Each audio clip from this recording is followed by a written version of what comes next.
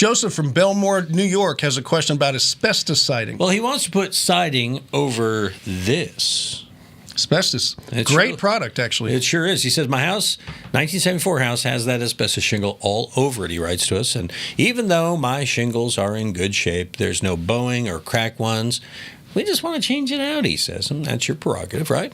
So if it's possible to do that, Tom, to change it out, what kind of, to go over it, what kind of foam board would he put on that, is his question. Remember, he's in New York. Mm-hmm. And what siding would you use? The problem is that you can't nail into the asbestos. Asbestos is actually scored and snapped when you cut it. It's very brittle. And so if you start putting a whole bunch of holes in it when you start nailing into it, chances are they won't hold. And down the road, your new siding is going to look horrible because it's going to want to pull away. As far as the foam board goes, you can use anything, but the key to it, and depending what kind of siding you use, like if you're using vinyl, which is very popular up in New York, and it holds up well up there, you need to make sure the fasteners go all the way through into the structure. And I'm not sure what's behind the asbestos. If there's plywood, that's awesome, or some kind of lap siding that's a sheathing package like they had in the old days. And up in New York, the homes are so much older and built differently than they are here. That very well could be, but you got to make sure that the fasteners can go through the foam, can go through the asbestos, and get into the structure. So if he's going to do that, he's going to go through the foam and asbestos and into the structure. Hopefully they'll have a sheathing on those homes up in New York. They usually do.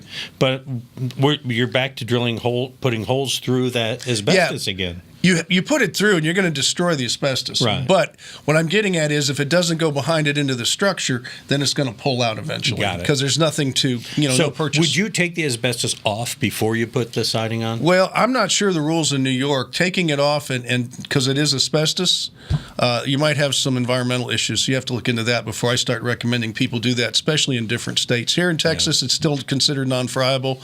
You can remove it. It's a lot of work. If you remove it nicely, you could probably resell it to somebody who needs some replacement parts or donate to Habitat for Humanity and things like that. So there's places all over the country that do that.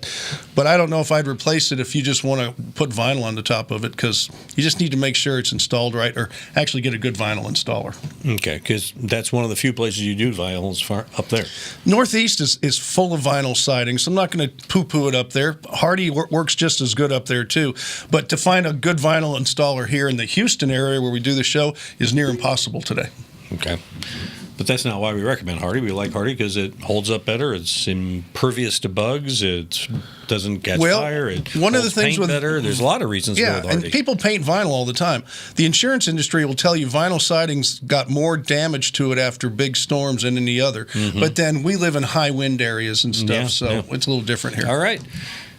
Depends where you are. Mm-hmm. But wherever you are, send us your question. We'll help you out. Send it to HomeShowRadio.com using the Ask Tom form. We'll fill it out. We'll answer it right here in these videos like we did these ones over here.